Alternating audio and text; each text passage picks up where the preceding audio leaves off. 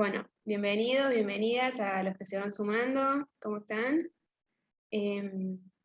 Enseguida arrancamos. Yo voy a compartir mi pantalla y les quiero ir mostrando alguna info del ingreso. Estuve viendo que tenemos asistentes de varios coles técnicos, así que les damos la bienvenida. Les quiero mostrar, acá estoy en la web de la UCC. La primera info que les quiero mostrar es la información de becas y de descuentos.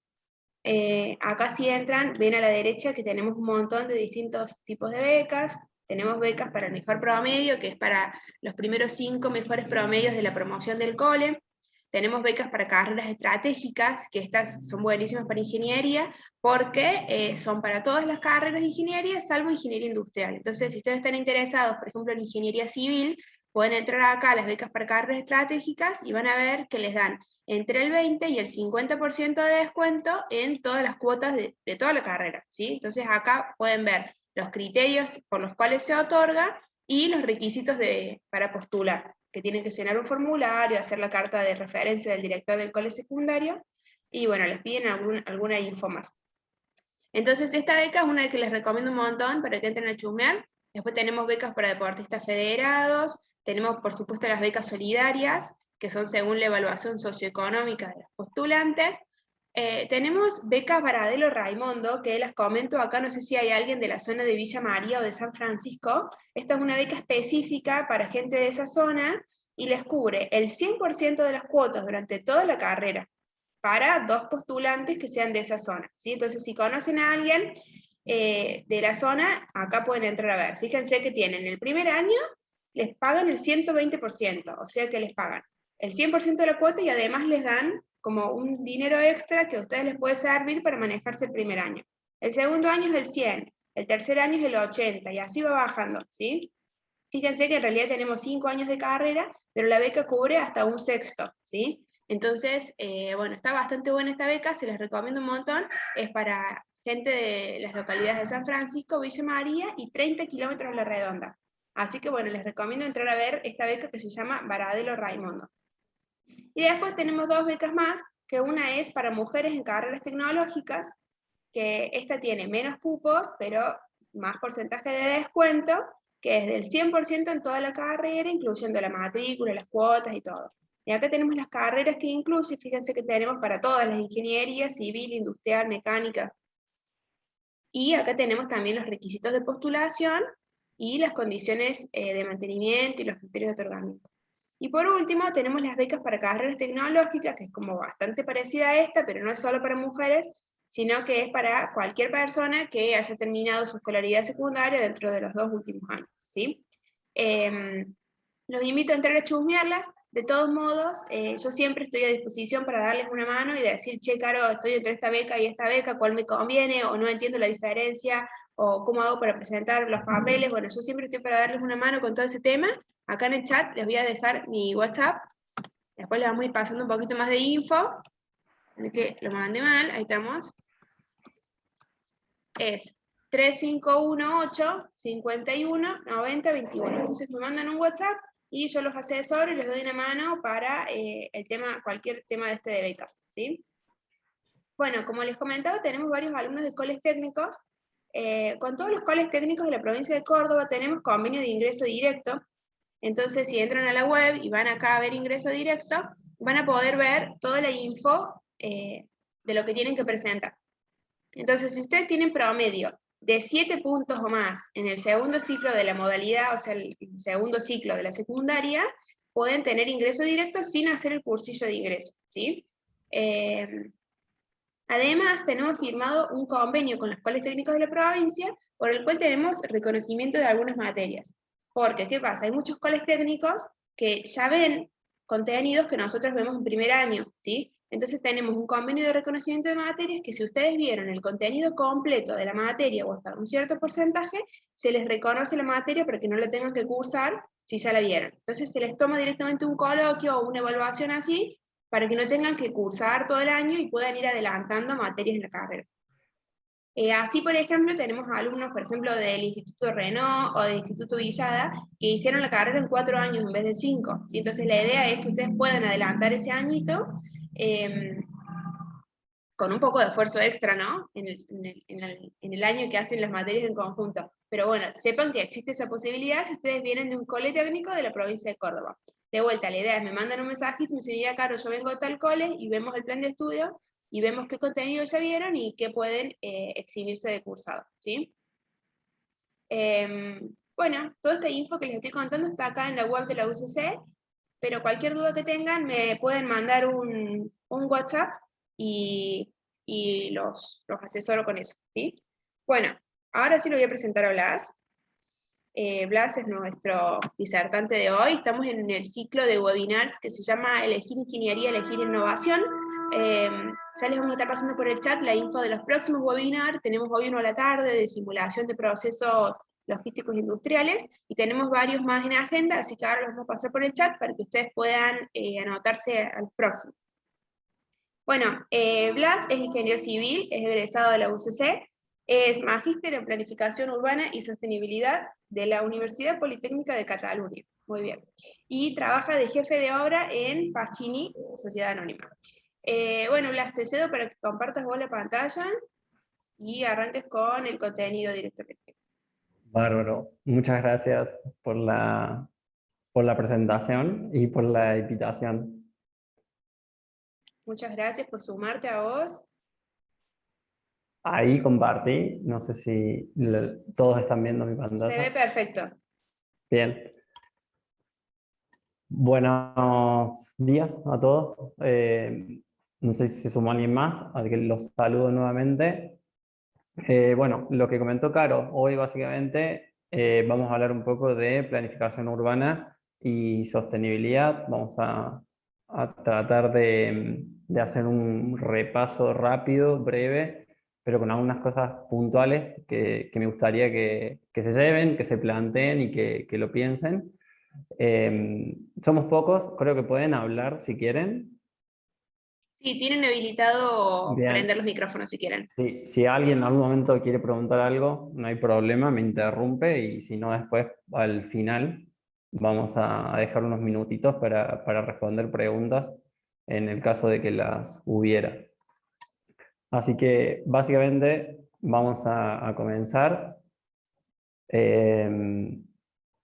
Preparé esta charla en 4 partes, una breve introducción, vamos a hablar un poquito de población urbana, qué es, y vamos a ver algunos números y la situación de nuestro país principalmente, un poquito sobre desarrollo sostenible, a un breve comentario, y por último les voy a mostrar una partecita de mi tesis de máster, que fue básicamente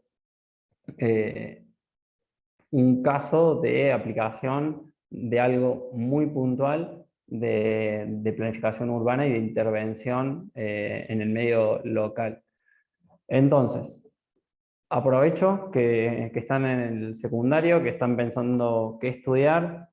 Si han estado en la jornada de puertas abiertas, algo de esto ya hemos hablado. La ingeniería civil básicamente es una ingeniería muy antigua, prácticamente la madre de todas las ingenierías, que desde hace muchísimo tiempo lo que viene haciendo es tratando de resolver problemas y satisfacer necesidades de las personas y de la sociedad en su conjunto para generar un mayor bienestar y mayor confort de vida. ¿Cómo lo ha venido haciendo la ingeniería civil o cómo lo hace en la actualidad? Básicamente desarrollando infraestructura de múltiples tipos. Puede ser habitacional o arquitectónica, infraestructura vial, hídrica, de transporte o sanitaria. Todo eso en una íntima relación con el medio ambiente, que básicamente es en donde se desarrollan esas infraestructuras. Un ejercicio que me gusta que piensen cuando todavía no tienen muy en claro qué es la ingeniería civil, es que puedan ver que la ingeniería civil está presente todo el tiempo en su vida. De hecho, eh, cuando nos levantamos a la mañana, vivimos en una casa, en un departamento, en donde algún ingeniero civil estuvo trabajando en la ejecución de esa casa o en ese proyecto, en la estructura de esa casa. Abren el grifo y se lavan la cara porque sale agua, porque hay una obra de ingeniería civil atrás de eso para que llegue agua potable a sus hogares. Igualmente, hay una obra de tratamiento de líquidos cloacales para que todos podamos evacuar los desperdicios de forma segura e higiénica, y se suben al auto y salen para la facu o para el secu y van en un auto o en colectivo, en una calle o en una ruta en donde también hubo ingenieros civiles trabajando. Entonces, básicamente, la infraestructura que desarrollamos los ingenieros civiles está presente en todas partes. Ahora bien, toda esta infraestructura necesita de un soporte que básicamente es el territorio. Pero el territorio es mucho más que el espacio geográfico o un espacio político-administrativo delimitado, sino que el territorio se constituye como tal cuando hay una apropiación social que convierte ese soporte físico en un territorio. Entonces, el sistema territorial se conforma de varias partes. Como dije recién, una es el soporte físico, el suelo, propiamente dicho. Después están las personas y sus actividades.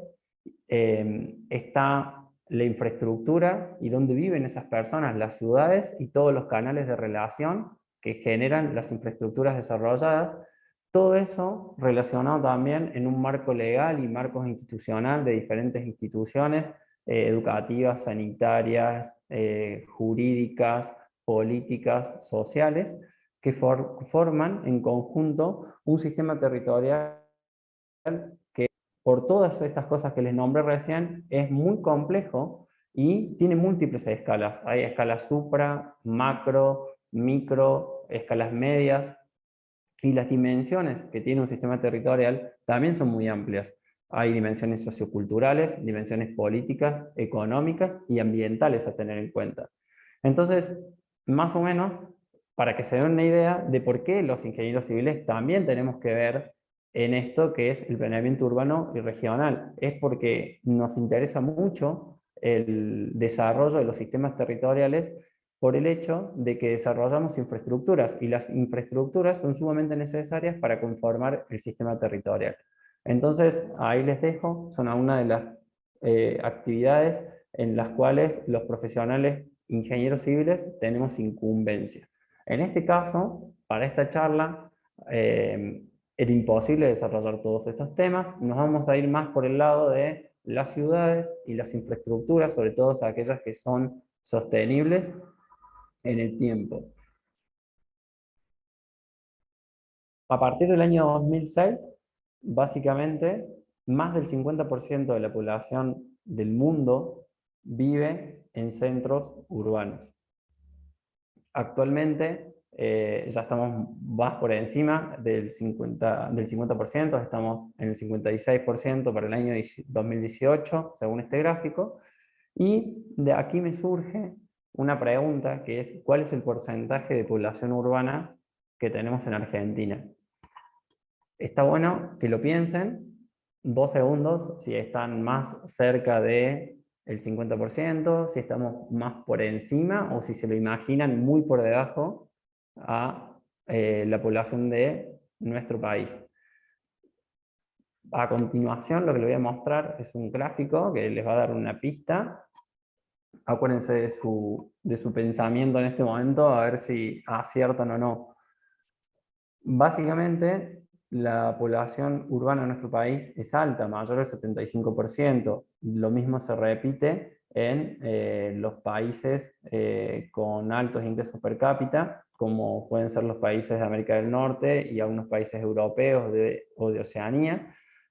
Sin embargo, la tendencia es en estos países la disminución de la población urbana, y por el contrario, en los países de ingresos bajos y medios, fundamentalmente América Latina, África y Asia, se espera que la población urbana continúe aumentando. En Argentina, la población urbana es altísima, prácticamente el 92% de la población vive en centros urbanos.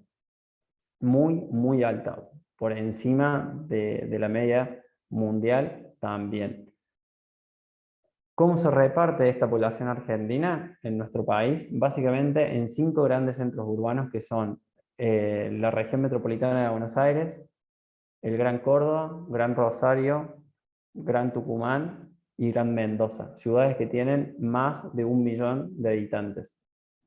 Si lo ven, en esta parte del gráfico, en las dos primeras barras, sumamos y tenemos que prácticamente el 50% de la población de nuestro país vive en 5 ciudades. Creo que se lo planteen si eso es bueno o es malo. Lo vamos a ir desarrollando a medida que vayamos avanzando en las filminas y en las diapositivas, pero quiero ir generando esa duda y ese planteo y esa cuestión.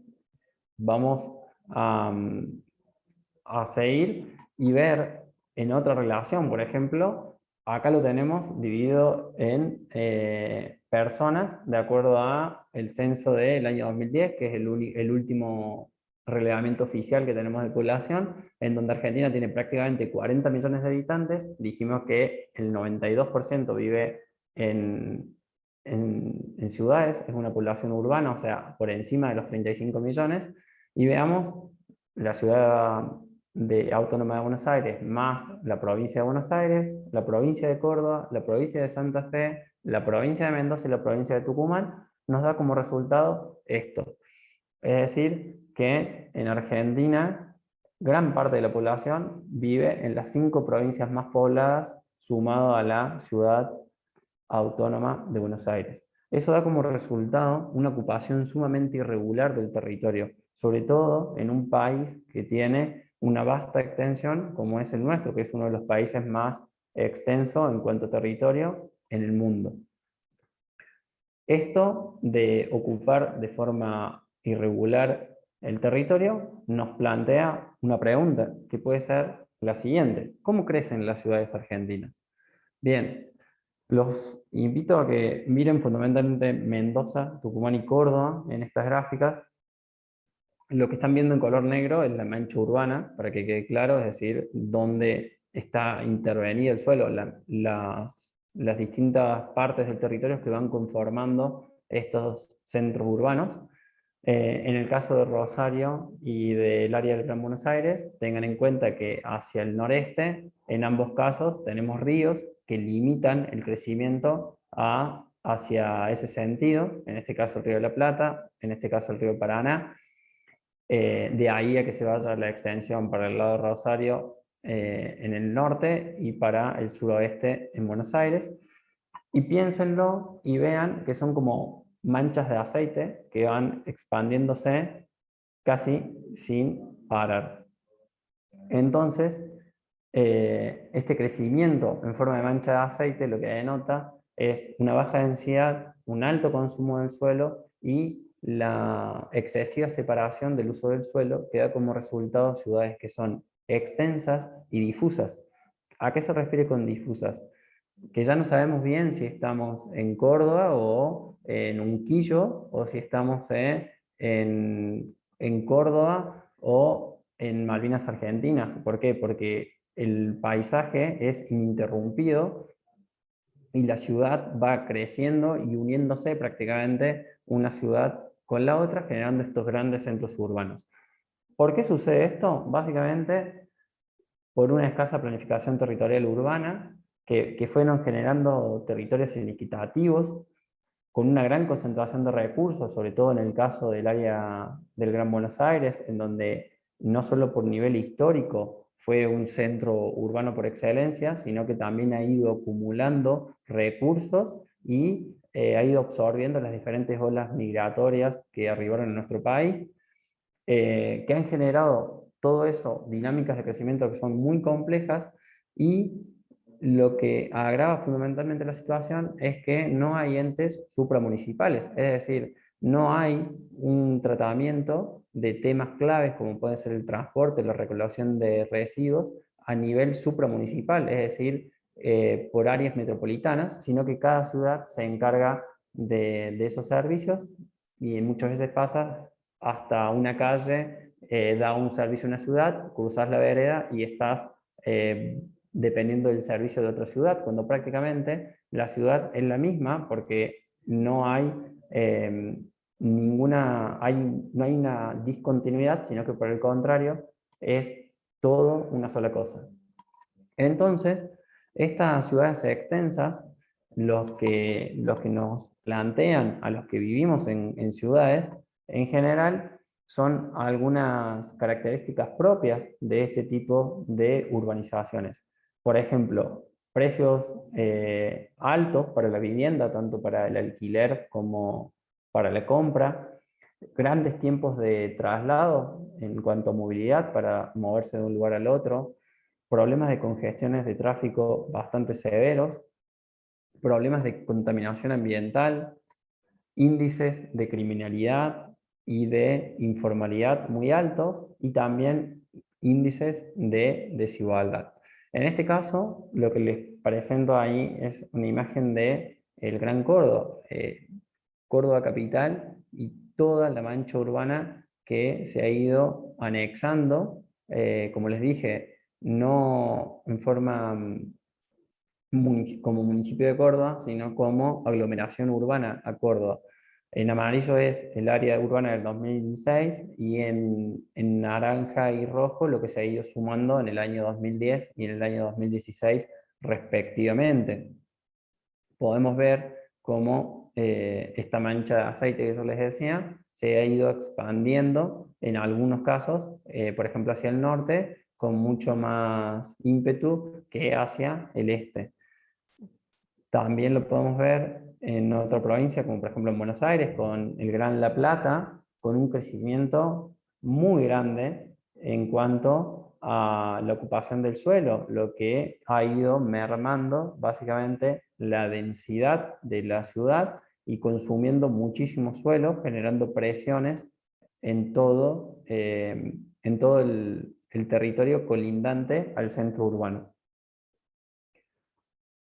Esto que decíamos de la concentración de actividades y la demanda de alta movilidad, ya sea en vehículos particulares como en transporte público, que en general no hay o son ineficientes, lo que se generan son emisiones de gases efecto invernadero muy importantes. Por otra parte, al ir urbanizando cada vez más suelo por fuera de en la ciudad, se van impermeabilizando muchas más superficies que contribuyen a dos cosas básicamente: el aumento de la radiación solar y el aumento de la escorrentía superficial en los momentos de lluvia o precipitaciones.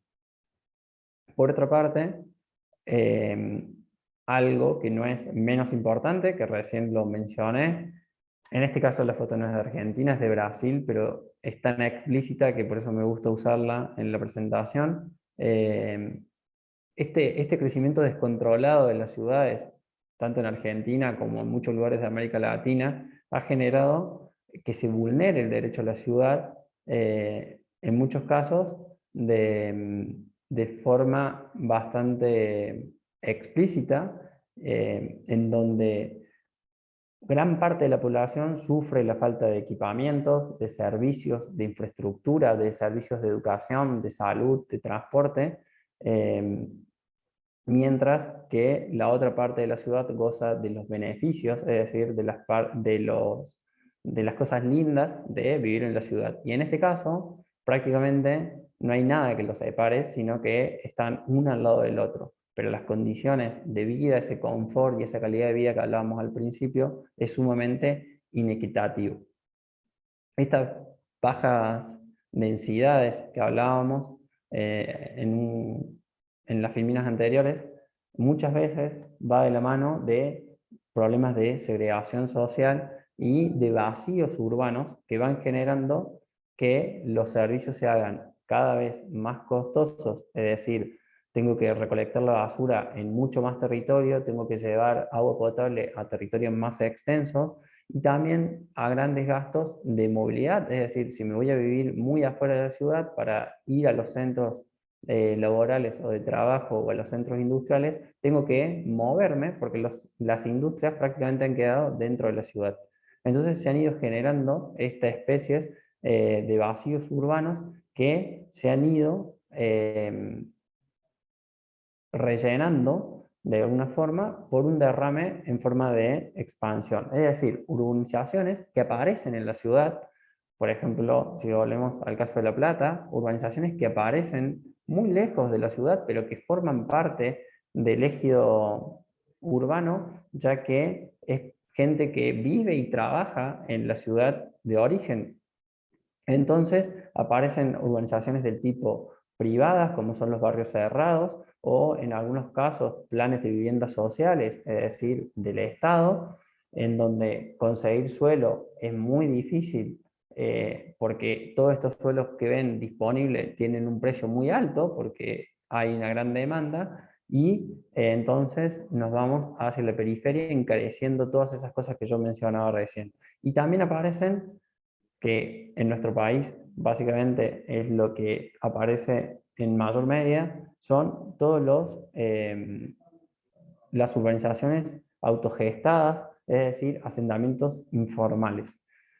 No encontré la cifra actualizada, pero para que se den una idea, para el año 2016, según la ONG Techo, en Argentina 1 de cada 10 personas vivía en asentamientos informales. ¿Qué quiero decir con esto?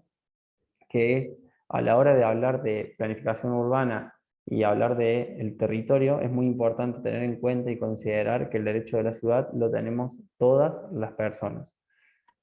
Muy bien, pasamos un poco a lo que viene a ser en la parte del desarrollo sostenible, y lo primero que quiero hacer es definir el desarrollo sostenible. Ahí puse una definición que es de la Comisión Mundial sobre Medio Ambiente y Desarrollo, ya del año 1987, en donde dice que el desarrollo sostenible es aquel desarrollo que satisface las necesidades del presente sin comprometer la capacidad de las futuras generaciones de satisfacer sus propias necesidades. Ese concepto es muy importante, es sumamente necesario que lo tengamos en claro y que lo tengamos presente. Es decir, no solo tenemos que hacer el desarrollo de forma sostenible para nosotros, sino para los que van a venir. De alguna forma, los recursos que disponemos los tenemos prestados y lo tenemos que resguardar para las futuras generaciones. Entonces, podemos pensar, digamos, el desarrollo sostenible como la interacción de tres grandes ítems o tres grandes patas, si se quiere, que una es el desarrollo económico, el desarrollo social y los recursos ecológicos, o el desarrollo ambiental también, si quieren, se puede llamar de esa forma, en donde es sumamente necesario encontrar el equilibrio y la armonización entre esas tres partes en este caso, de la ciudad. Estamos hablando del desarrollo sostenible para las ciudades.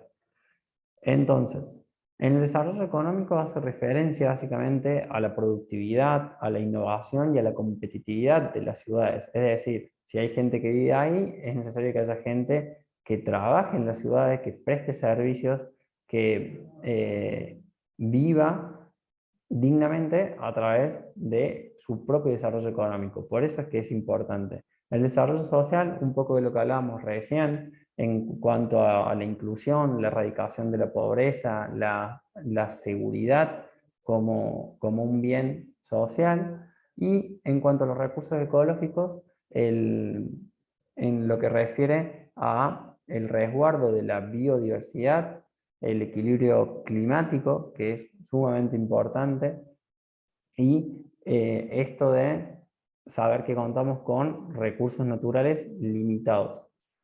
Para esto, que es el desarrollo sostenible de los centros urbanos, la Organización de las Naciones Unidas, en sus objetivos de desarrollo sostenible, hay dos objetivos fundamentalmente, que son el 9 y el 11, que hacen referencia a estas cuestiones. El número 9, que está relacionado a la industria, innovación e infraestructura, plantea construir infraestructuras resilientes, promover la industrialización inclusiva y sostenible y fomentar la innovación. En cuanto al ODS número 11, ciudades y comunidades sostenibles, lo que se busca es lograr que las ciudades y los asentamientos humanos sean inclusivos, seguros, resilientes y sostenibles. En este caso, y para lo que sigue de la charla, donde nos vamos a basar o nos vamos a ir interiorizando, es en esta parte del desarrollo sostenible, es decir, el cuidado de los recursos ecológicos o en el desarrollo ambiental de las ciudades. Todos sabemos que el cambio climático es inequívoco, que sí o sí va a suceder, de hecho que está sucediendo, y que tenemos que trabajar fuertemente para disminuir el impacto del mismo. Entonces ya vimos que los seres humanos hemos elegido la ciudad como ecosistema predilecto para vivir. Eso se ha traducido en un aumento de la población urbana mundial, en donde, para que se den una idea, las ciudades consumen el 78% del consumo energético mundial, es decir, consumimos recursos en zonas demasiado puntuales y no en diferentes partes del territorio, sino que concentramos los recursos en pocos lugares. Entonces, el desafío en sí, nuevo, entre comillas, porque ya esto lleva bastantes años de que se viene estudiando, es el desarrollo sostenible más adaptación al cambio climático. Sabemos que el cambio climático va a tener consecuencias en nuestra vida, en nuestra calidad de vida, en nuestra forma de vida, no solo como personas individuales, sino como sociedad.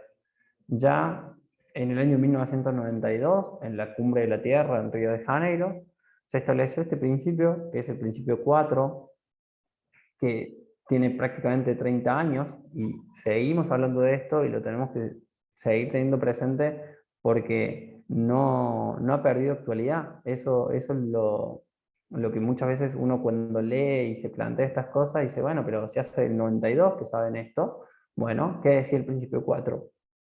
Decía que para alcanzar el desarrollo sostenible, la protección del medio ambiente debe ser parte del proceso de desarrollo y no puede ser considerado por separado. En muchas épocas, sobre todo en la época, por ejemplo, en los 90, en los años 2000, cuando se planteaban infraestructuras, era muy común plantear la infraestructura por un lado y obras de remediación, disculpas, remediación ambiental por otra parte. Es decir, como una cosa separada. Bueno, tenemos que hacer un puente o tenemos que hacer una red de agua, la hacemos y después vemos cómo remediamos ese daño que estamos haciendo a nuestro medio ambiente.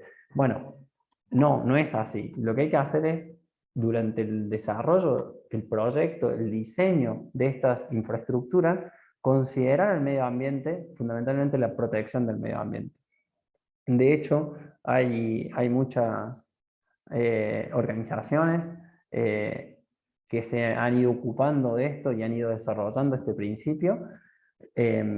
Vamos a ver particularmente un poco está más centrado en la Unión Europea, o sea, lo que les voy a mostrar a continuación, pero es válido para todo el territorio del mundo. Acá les pongo, para que lo tengan en cuenta, básicamente cuáles son los cambios que vamos a sufrir en la región centro, que es donde vivimos la mayoría, creo, de los que estamos acá. Son las olas de calor, las condiciones más húmedas, la degradación ambiental y las sequías más prolongadas. Entonces es necesario que preparemos la ciudad para enfrentar estas cosas. Es decir, hoy en día vemos que hay muchas cosas o muchos índices o parámetros que no son confortables para nuestra calidad de vida pretendida. Por lo tanto, es hora de empezar a pensar la ciudad en función de estas cuestiones que vamos a tener que enfrentar en el mediano y largo plazo. Lo que hice fue tomar un par de recortes de diario y ponerlos acá para que vayan viendo de que esto del cambio climático no está demasiado lejos. Es más, si estudian ingeniería civil o cualquier otra ingeniería, probablemente tengan que trabajar con estos temas. Si hay alguien que no es de Córdoba o que es de otra parte de la región centro, nuestro país tiene una latitud muy extensa, entonces los ecosistemas son muy variados, tienen todo tipo de climas y por lo tanto está en una situación muy poco envidiable, que es que prácticamente va a padecer todos los efectos del calentamiento global. Todos, o sea, no hay nada, hay sequías, hay inundaciones, hay olas de calor,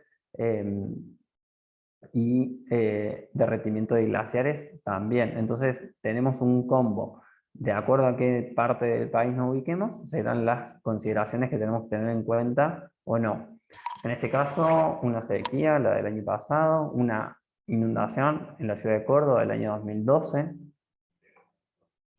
¿Qué es lo que sucede habitualmente con las ciudades? Básicamente, las áreas urbanizadas producen un sellamiento de la superficie que impide la recarga de agua subterránea, y lo que se hace con el agua es que escorra de forma superficial hacia donde puede. En Córdoba, por ejemplo, si lo pensamos, en la zona centro hacia la cañada, por eso que se producen esas inundaciones cuando se dan precipitaciones con gran intensidad, es decir, que cae mucha agua en muy poco tiempo.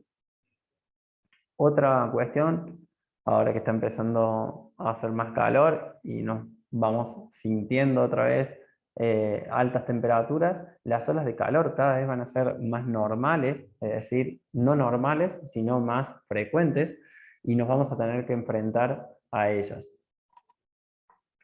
¿Qué producen estas olas de calor en la ciudad? Producen lo que básicamente se conoce como islas de calor, es decir, son las zonas urbanas en donde las temperaturas nocturnas son superiores a los espacios que las circundan.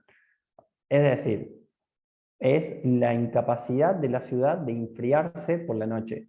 Si alguna vez lo pueden haber sentido caminando en el centro de la ciudad de Córdoba o de cualquier otra ciudad después de un día muy caluroso. El asfalto sigue caliente, las paredes de los edificios están calientes. Al no haber tanta vegetación, al existir grandes superficies selladas, muchas infraestructuras, la ciudad no se puede enfriar tan rápido.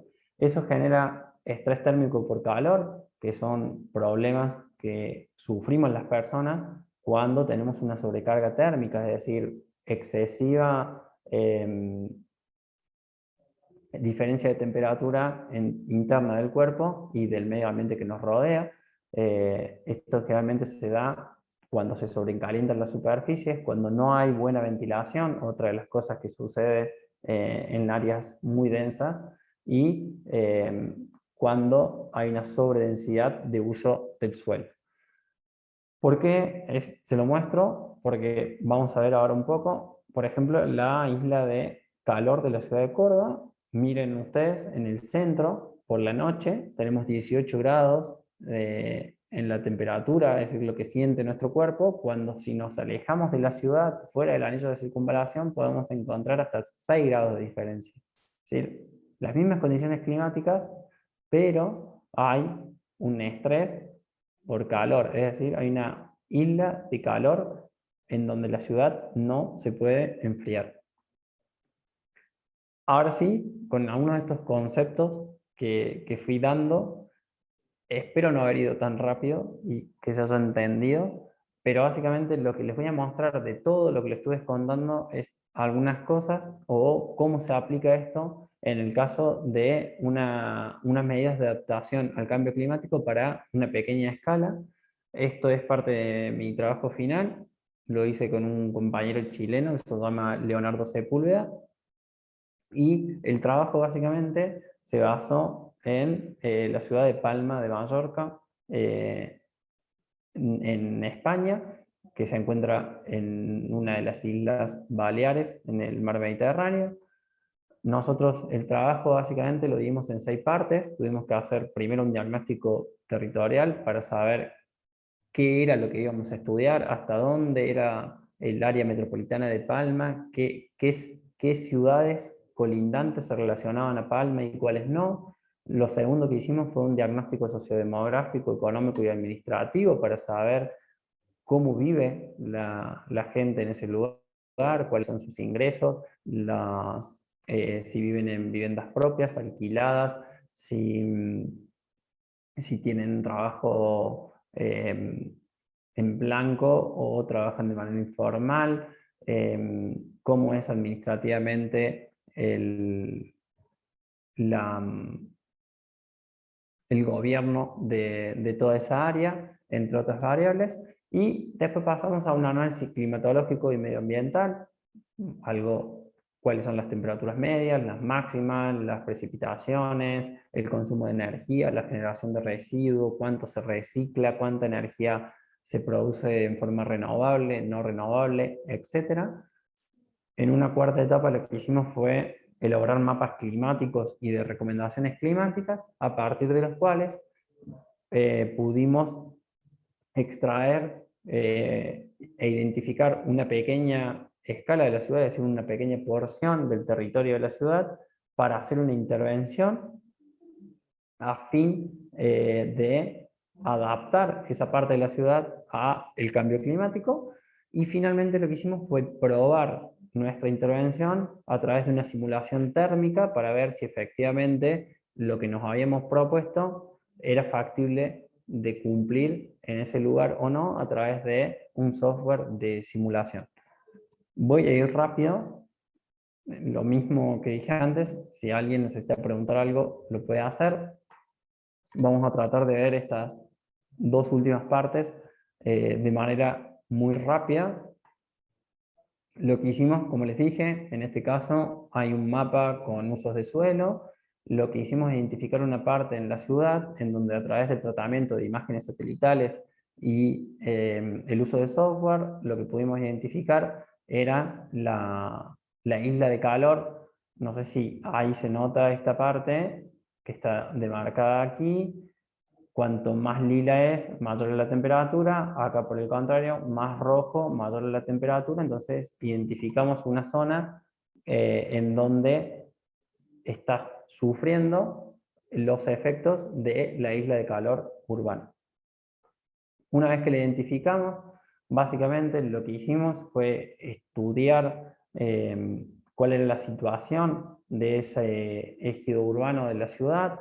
Descubrimos que había un corredor verde hacia el lado norte. En el lado oeste también había un corredor que básicamente también había un curso de agua en ese lugar. Entonces lo que propusimos básicamente fue hacer una extensión de un corredor verde a fin de generar un área de transición. Se llega a observar en este lugar cómo hay grandes superficies, algunas son industrias de tipo logística, otros son comercios de grandes superficies, con áreas urbanas consolidadas, es decir, casas, gente que vive en ese lugar. Entonces, lo que propusimos, básicamente, fue plantear objetivos que, en el caso de los objetivos específicos, eran tres principalmente. Era permeabilizar las superficies de suelo que estaban selladas para favorecer la absorción de las aguas de lluvias y también reducir las temperaturas del suelo. Lo otro que hicimos fue proponer la reducción de la temperatura diurna, generando zonas de sombra, es decir, mayor vegetación. Y por último, reducir la ocupación del automóvil, del espacio público, es decir, reutilizar los carriles para estacionamiento como zonas verdes para la ciudad. Bien, lo que hicimos básicamente fue tratar de hacer sombreaderos masivos de tipo techo verde, es decir, con plantas, utilizando especies propias del lugar que se adapten al clima, que no requieran de riego y que se puedan desarrollar de forma fácil y sin demasiados cuidados en todas las superficies de estacionamiento. Lo que hicimos fue proponer este tipo de estructura. Por otra parte, lo que hicimos fue quitar la impermeabilización del suelo por este tipo de losetas de hormigón que son permeables, ya que permiten el crecimiento de vegetación, y en el caso de los momentos de lluvia permiten que el agua se infiltre y que no todo el agua escurra por la ciudad. Eso en cuanto a la permeabilización de pavimentos de los estacionamientos. Y básicamente lo que propusimos fue densificar y diversificar toda la estructura verde de esa ciudad para convertirla en un corredor que aumente la biodiversidad de la zona. Lo mismo que cuando se plantearon los sombreaderos, las especies que se utilizaron fueron en pos de favorecer el crecimiento con especies nativas y propias del lugar que no necesiten riego. Y básicamente lo que había en ese lugar era lo siguiente. Esta es una foto y lo que nosotros proponíamos era esto. Si bien es un render y en los renders todo parece un poco más lindo, noten por ejemplo lo que es el cantero central, cómo se eliminaron carriles, es decir, reduciendo el espacio para el automóvil, favoreciendo el espacio para la vegetación. En este caso, acá tenemos, por ejemplo, un terreno que es un vacío urbano básicamente. Podemos observar un poco el uso del espacio público como estacionamiento, estacionamientos privados. Lo que propusimos fue lo siguiente: utilizar espacios privados como estacionamientos, ya que están en desuso, quitar los automóviles, favorecer el espacio verde de la ciudad y aumentar, masificando la cantidad de árboles en el lugar. Esas fueron nuestras propuestas de intervención. Lo que seguía era simular técnicamente el funcionamiento de esa área de la ciudad para verificar que habíamos podido, por ejemplo, disminuir la temperatura de la superficie del lugar. ¿Cómo hicimos eso? A través de un software que se llama Envimet, es de origen alemán. Es un software que simula térmicamente microclimas. Es decir, no podemos utilizarlo en extensiones muy grandes, sino podríamos simular el comportamiento de toda la ciudad de Córdoba. Pero de cualquier forma es un software muy potente, con muchas variables que permite modificar. Vamos a ir viendo ahora un poco. Lo traté de hacer lo más simple que se pueda. La verdad es que lleva tiempo utilizarlo porque es demasiado detallista para obtener resultados que puedan ser significativos y bastante verídicos. Entonces, lo primero que se hace es reticular toda la zona que queremos modelar. Entonces, una vez que tenemos el reticulado, hay que ir pintando con mucha paciencia cada superficie, cuáles son edificaciones, cuáles son asfalto, concreto, agua, suelo. Mientras más específicos seamos y más minuciosos seamos con esta información, más real va a ser el resultado que obtengamos. A cada material, ¿por qué se lo distingue? Básicamente porque todos los materiales tienen un albedo, que es una propiedad que básicamente es la capacidad de reflejar la radiación. Es decir, cuanto tengan un albedo más bajo, es menor la capacidad de reflejar; un albedo más alto, mayor es la capacidad de reflejar la radiación solar. Si refleja mucho, se calienta poco. Ese sería el concepto. De ahí la importancia de hacer esto. Todo esto es antes de entrar al software de modelación. Eso es un trabajo previo que había que hacer. E igual con toda la vegetación, lo que se hizo fue identificar cuál era el tipo de árbol de la vía pública, fundamentalmente, que era lo que había en el lugar, y dentro del programa se podían elegir diferentes especies. Incluso el programa da la posibilidad de modelar un árbol en particular, o si es un árbol autóctono, por ejemplo, típico de una zona en donde no está previamente cargado en el software, también se puede hacer. Y esos son los dos escenarios, es decir, se modela el escenario real y la propuesta. Después de hacerlo correr durante 26 horas, el software dio un resultado y, por suerte para mí y para mi compañero, fue un buen resultado. Es decir, nosotros logramos disminuir la diferencia de temperatura por ejemplo, en el día, vean ustedes donde pusimos el cantero central, la temperatura de la superficie, no se confundan con la temperatura del aire, es decir, el piso, la temperatura que tenía,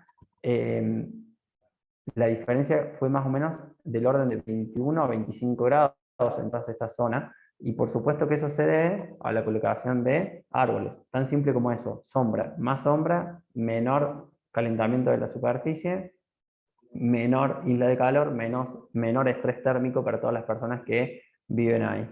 De igual forma, en la parte de la temperatura nocturna, lo que hay que tener en cuenta, recién si lo vieron, el césped, por ejemplo, y el agua tienen un albedo muy bajo, es decir, que absorben mucha radiación y por lo tanto permanecen bastante calientes y no se enfrían lo suficiente.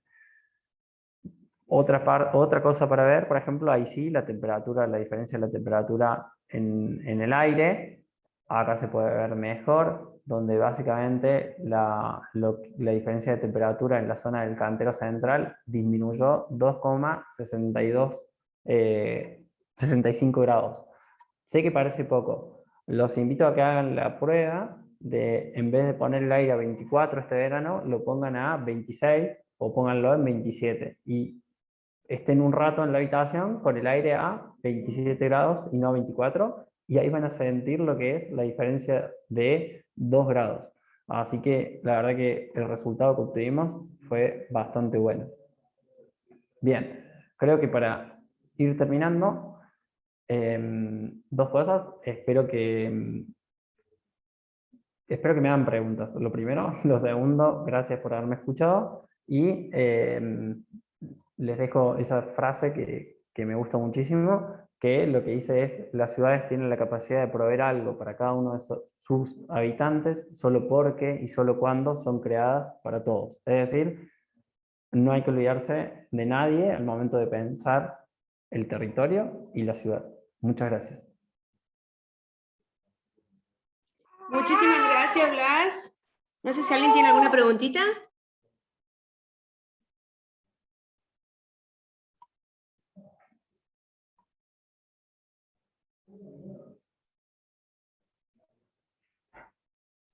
Bueno, Caro, me parece que no hay consultas. Bueno, agradecerles a todos los participantes. Le estamos dejando en el chat una encuesta para mejorar este tipo de actividades. También les hemos compartido un conjunto de charlas y grupos de difusión donde vamos subiendo todas estas actividades que vamos desarrollando a lo largo de lo que queda de este año. Héctor, nos hace una pregunta, Blas. Sí, por supuesto. Hola, Hola, Héctor. ¿qué tal? ¿Cómo te va, Blas? No, una duda. Yo ingresé un poquito tarde, no sé si a lo mejor lo habrás dicho. El parque automotor del lugar en relación a la cantidad de habitantes, ¿es significativo, digo, por los gases de efecto invernadero, ¿no es cierto? Y su implicancia, ¿no es cierto?, en el calentamiento de la zona. No sé si eso lo tuvieron también en cuenta, calculo que sí. Te digo, yo entré unos minutitos tarde. Sí, en el caso de las Islas Baleares, todas tienen un problema muy grave. O sea, son una isla y el transporte público no es tan eficiente como en otras comunidades autónomas de España. De hecho, es muy malo. O sea, las personas se mueven en automóvil. Por eso era incluso hasta raro cuando fuimos al lugar por ahí de otras ciudades de España, de ver una merma en el uso del automóvil, muchas más motos que autos. En Palma de Mallorca podías ver incluso en las plazas estacionados los autos. Haz de cuenta que en la Plaza San Martín te la llenen de autos y estén estacionados, porque el uso del automóvil es altísimo. Es algo que están tratando de limitar, sobre todo por los turistas.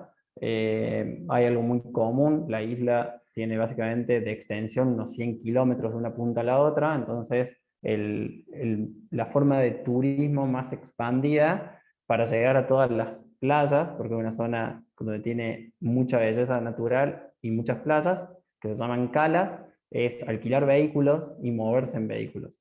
Entonces, el uso del automóvil en la presentación no está, es muy alto, y por eso nosotros quitamos espacio público de estacionamiento para colocar infraestructura verde.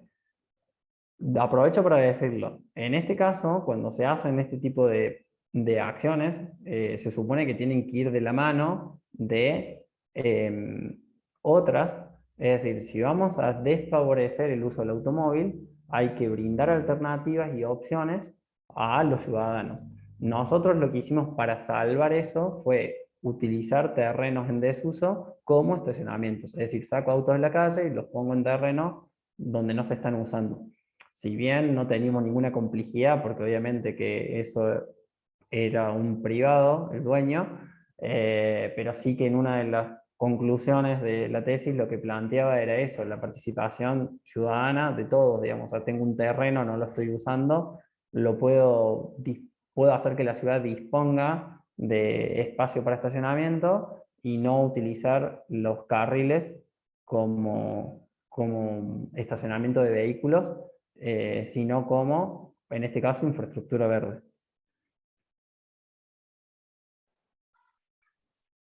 Perfecto, sí, mira, justamente la pregunta, vi que ahí pusiste algunas imágenes satelitales, me parece que eran, Sí, y me llamó la atención que no vi ni bicicleta, no vi ciclomotores, sí vi vehículos, ¿no es cierto?, automóviles, muchísimo. ¿no? Eso me llamó la De, atención. También te quería preguntar acerca de las corrientes marinas, los vientos marinos, corrientes ventosas. ¿Tiene alguna implicancia en cuanto a la regulación de la temperatura, del microclima que se genera en la isla? no, nosotros no lo estudiamos de esa forma, así que este software, el ENVIMET, lo que te permite es la trayectoria de las partículas. Para llegar nosotros a la modelación, lo que tuvimos que hacer es ir analizando imágenes satelitales, las íbamos con ArcGIS, íbamos sacando los datos que necesitábamos, y después, al momento de cargar nosotros la información en el software, lo que teníamos que cargar eran los datos de una estación meteorológica cercana a ese lugar, que también por eso lo elegimos, porque había un dato certero de la temperatura que hizo el día que nosotros sacamos la imagen satelital, porque recuerda que para obtener la isla de calor, digamos, la tuvimos que sacar, eso no lo dije, desde imágenes satelitales, haciendo la diferencia entre el día, la temperatura de superficie del día y la noche. Entonces, lo que hicimos fue hacer correr el programa en las mismas condiciones del día que nosotros analizamos la temperatura de superficie a través del ArcGIS. Una de las cosas que está haciendo ENVIMET y que está desarrollando muchísimo es esto de tratar de, por ejemplo, un día en un parque miden y relevan, perdón, un montón de datos de superficie, de viento propios del lugar para después poder cargar esos mismos datos en el sistema y asegurarse de que, evidentemente, cuando pongan el escenario real, los datos que le da el ENVIMET tienen que ser muy similares a los que ellos midieron, si no, no estaría funcionando. En teoría funciona bastante bien, pero no hay todavía suficientes trabajos académicos como para firmarlo. Regio, gracias, Por nada. Bueno, profe, muchísimas gracias a todos. Insistimos en que ante cualquier duda que ustedes tengan, nos puedan escribir al teléfono que le hemos dejado en el chat. Así continuamos en contacto y para futuras charlas. Muchas gracias. Gracias a todos. Hasta luego.